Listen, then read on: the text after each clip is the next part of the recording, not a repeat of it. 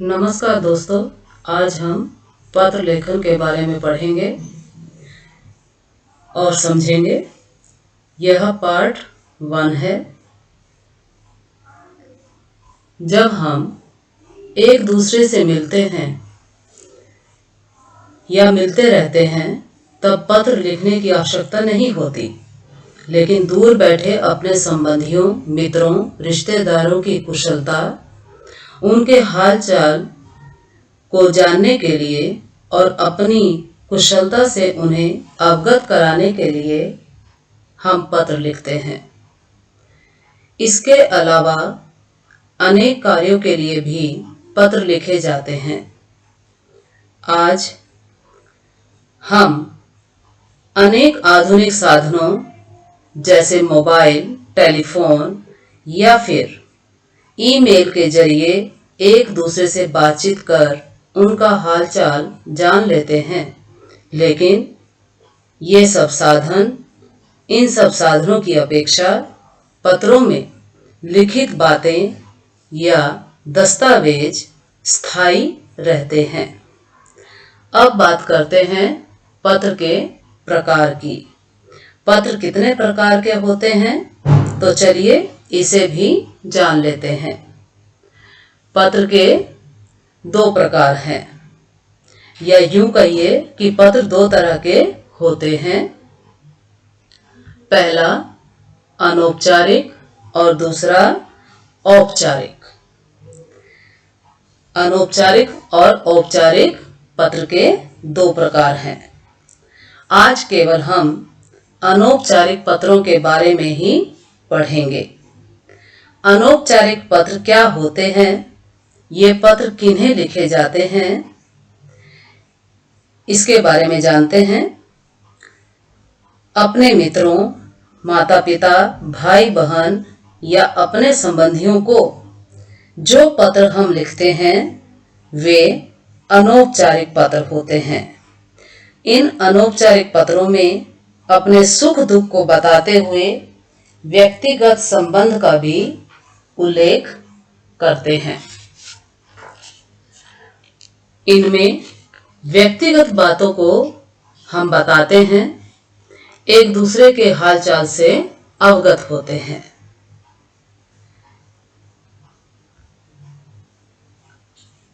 बधाई देना, शुभकामनाएं देना, निमंत्रण देना, सांत्वना देना, किसी तरह की जानकारी देना आदि विषयों पर लिखे जाने वाले पत्र व्यक्तिगत या पारिवारिक अथवा सामाजिक पत्रों के अंतर्गत आते हैं।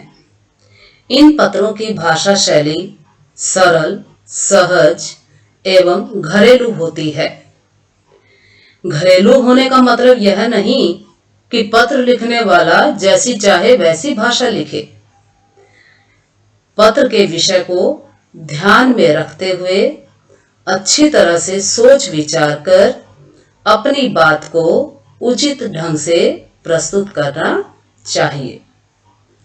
अब पत्र के कितने भाग हैं? पत्र के 3 भाग होते हैं। पहला शीर्ष भाग, दूसरा मध्य भाग और तीसरा अधोभाग। शीर्ष भाग में प्रेषक का पता, मतलब पत्र भेजने वाले का पता होता है, तिथि या दिनांक लिखा जाता है, संबोधन होता है, संबोधन सूचक शब्दों का प्रयोग किया जाता है और उसमें अभिवादन होता है। मध्य भाग में विषय वस्तु को लिखा जाता है। जिस विषय पर पत्र लिखना होता है उसका ब्यौरा दिया जाता है, उसका वर्णन किया जाता है। और अधोभाग में मंगल कामना करते हुए प्रसंगानुसार शब्दों का प्रयोग करते हुए अपना नाम लिखते हैं। चलिए अब अनौपचारिक पत्र लेखन का प्रारूप यानी पत्रों को लिखने का ढंग देखते हैं कि पत्र को किस प्रकार से लिखा जाता है। अपने से बड़ों के लिए। अपने से बड़ों यानी पिताजी, चाचा जी, मामा जी, फूफा जी आदि को पत्र लिखते समय हम इन बातों का ध्यान रखें। सबसे पहले प्रेक्षक को अपना पता लिखना होता है, क्योंकि आप परीक्षा भवन से यदि लिख रहे हैं, परीक्षा में बैठकर पत्र लिख रहे हैं, तब आपका पता परीक्षा भवन होगा। और यदि आप व्यक्तिगत रूप से अपने घर में बैठ के पत्र लिखते हैं, तब आप जो है यहाँ पर जहाँ आप रहते हैं वहाँ का पता लिखेंगे। लेकिन परीक्षा के दौरान परीक्षा में बैठे हुए आपका पता यही होगा, परीक्षा भवन, क ख ग केंद्र। यहाँ आप दिनांक लिखेंगे। दिनांक लिखने के लिए आप जो भी डेट हो, जैसे मान लीजिए 14 मार्च या 15 मार्च, उसके बाद साल चल रहा है 2020, तो 2020 का जो है पहले 2 डिजिट लिख देंगे, बाकी 2 डिजिट के लिए आप क्रॉस क्रॉस कर देंगे। फिर यहाँ पर जो है हम संबोधन करेंगे जिसको भी हम लिख रहे हैं। तो अगर हम अपने बड़ों को पत्र लिख रहे हैं, जिसे पिताजी, चाचा जी, मामा जी, फूफा जी आते हैं, तो वो उनके लिए हम इन संबोधन सूचक शब्दों का प्रयोग करेंगे। पूज्य पिताजी, पूजनीय पिताजी, आदरणीय पिताजी। या शिक्षक को पत्र लिख रहे हैं तो पूज्य आचार्य जी, आदरणीय आचार्य जी, श्रद्धेय आचार्य जी, इस तरह से हम लिख सकते हैं। यदि हम माता जी को, चाची जी को, मामी जी को, नानी जी को या फिर दादी जी को, बुआ जी को पत्र लिखते हैं, तो यहाँ पर पूज्य के साथ हम आ की मात्रा लगाएंगे, आकारांत लगा देंगे, तो ये पूज्य हो जाएगा। ऐसे यहाँ पर भी आकारांत लगाएंगे तो ये पूजनीय हो जाएगा, ये आदरणीय हो जाएगा, और पिताजी की जगह पर माता जी का प्रयोग किया जाएगा। उसके बाद इन्हें हम अभिवादन करेंगे, सादर प्रणाम, सादर चरण स्पर्श, इस तरह से हम यहाँ लिख सकते हैं, सादर वंदना। ठीक है। उसके बाद फिर आगे हम पत्र शुरुआत कर सकते हैं, कुशल क्षेम पूछते हुए, बताते हुए यहाँ हम पत्र की शुरुआत कर सकते हैं। ये हमारा आता है अब मध्य भाग। इस मध्य भाग में हम जिस विषय पर हमें पत्र लिखना आया है, उस विषय को ध्यान में रख करके हम यहाँ पर उस विषय वस्तु को लिखेंगे। उसके बाद जो है अंत में ये अधोभाग है, यहाँ मंगल कामना करते हुए हम जो है अधोभाग लिखेंगे। जैसे पिताजी को पत्र लिख रहे हैं तो यहाँ माता जी को चरण वंदना हम कर देंगे। उसके बाद पत्र की प्रतीक्षा में फिर आप यहाँ अपना प्रसंगानुसार अपना सूचक शब्द लिखेंगे। आपका जो संबंध है पत्र लिखने वाले से, पत्र जिसको आप लिख रहे हैं उससे आपका जो संबंध है, आप यहाँ पर उसको यहाँ मतलब सूचित करेंगे। जैसे पिताजी को पत्र लिख रहे हैं तो आपकी बेटी, आपको फिर नीचे यहाँ पर अपना नाम की जगह पर अ ब स लिखना है। इसके बाद जब आपको अपने मित्र को पत्र लिखना है, तो मित्र को पत्र लिखने के लिए आप कैसे लिखेंगे, इसका भी प्रारूप बस पहले जैसे पत्र के जैसे ही है, लेकिन बस थोड़ा सा आपको बदलना है। यहाँ पर जो है पूज्य पिताजी के स्थान पर प्रिय मित्र हो जाएगा, और उसके बाद अभिवादन के स्थान पर हम इन शब्दों का प्रयोग कर सकते हैं, क्योंकि मित्र जो है हमारे बराबर का है, तो मित्र है और मित्र को हम इस तरह के शब्दों से अभिवादन कर सकते हैं। मधुर स्मृति, सप्रेम नमस्ते, नमस्कार, इस तरह से हम इनमें से कोई भी शब्द लिख सकते हैं। उसके बाद कुशल क्षेम पूछेंगे हम। कल ही तुम्हारा पत्र मिला, तुम्हारा कुशल क्षेम जानकर अत्यधिक प्रसन्नता हुई।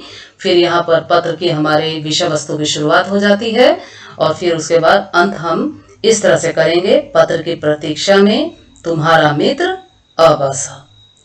अब हमको अपने से छोटों को लिखना है, तो अपने से छोटों को लिखने के लिए हम किस तरह से लिखेंगे, इसमें भी पता जो है भेजने वाले का पता, लिखने वाले का पता जो है मतलब एकदम वही वैसे ही रहता है, बस थोड़ा सा यहाँ पर बदल जाता है।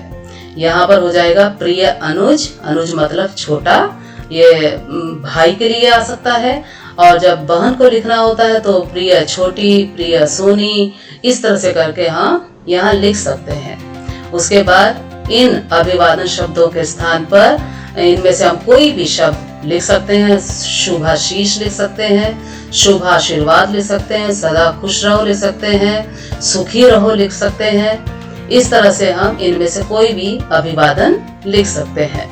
उसके बाद फिर जो है ये कुशल क्षेम लिखते हुए, जानते हुए, बताते हुए फिर आगे विषय वस्तु की शुरुआत करेंगे। जिस विषय पर हमें पत्र लिखने के लिए आया है उसके बारे में हम वर्णन करेंगे और अंत में मंगल कामना करते हुए पत्र का अंत करेंगे। और यहाँ पर आपका जो संबंध है, जिसको आप पत्र लिख रहे हैं उसके साथ जो संबंध बनता है, अगर आप उनके बड़े भाई लगते हैं तो आप अग्रज हो जाएंगे। यदि आप उनकी बड़ी बहन लगती हैं तो यहाँ पर तुम्हारी दीदी हो जाएगा और नीचे आप अपने नाम के स्थान पर अवसा लिखेंगे। ये अवसा क्यों लिख रहे हैं? क्योंकि इस समय आप परीक्षा में बैठ करके ये पत्र लिख रहे हैं। जब आप अपने घर से बैठ करके अपने भाई बहन को पत्र लिखेंगे या आप कहीं बाहर में हैं और भाई बहन आपके घर में रहते हैं, तब आप यहाँ पर अपना नाम लिख सकते हैं और यहाँ पर जहाँ आप रहते हैं वहाँ का पता आप लिख सकते हैं। इस तरह से आप जो है इन अनौपचारिक पत्रों को लिख सकते हैं। हमने इस वीडियो में पत्र लेखन का भाग 1 पढ़ा है और उसके बाद इसमें केवल हमने अनौपचारिक पत्रों के विषय में जाना, उनके प्रारूप के बारे में जाना। और आप जो है इस वीडियो को लाइक करें, शेयर करें, सब्सक्राइब करें। इसके लिए धन्यवाद।